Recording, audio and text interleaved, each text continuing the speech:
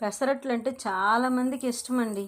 కానీ పెసరట్లు తింటే ఎక్కడ గ్యాస్ ఫామ్ అయిపోతుందో అనేసి చాలామంది ఈ పెసరట్లని అవాయిడ్ చేస్తూ ఉంటారు. కానీ అలా అవాయిడ్ చేసే వాళ్ళకి చాలా సూపర్ రెమెడీ ఏంటంటే పెసరపప్పు నానబెట్టి అట్లు పోసుకుంటే నిజంగా గ్యాస్ ఫామ్ అవుతుంది. అలాంటి వాళ్ళకి ఏంటంటే బాగా కడిగి ఎండలో పెట్టుకొని ఇలా మిల్లుకి ఇచ్చుకోవాలండి. మిల్లుకి ఇచ్చుకొని వీటిని పిండిగా మనం స్టోర్ చేసుకొని మనకి ఎప్పుడు పెసరట్లు తినాలనిపించుకున్నప్పుడు అప్పుడు ఏంటి చేయాలంటే అల్లం, కొంచెం జీలకర్ర, పచ్చిమిర్చి తరిగి అందులో అల్లం వేసుకొని మనం అట్లు పోసుకుంటే మనకి గ్యాస్ ఫామ్ అవ్వదు.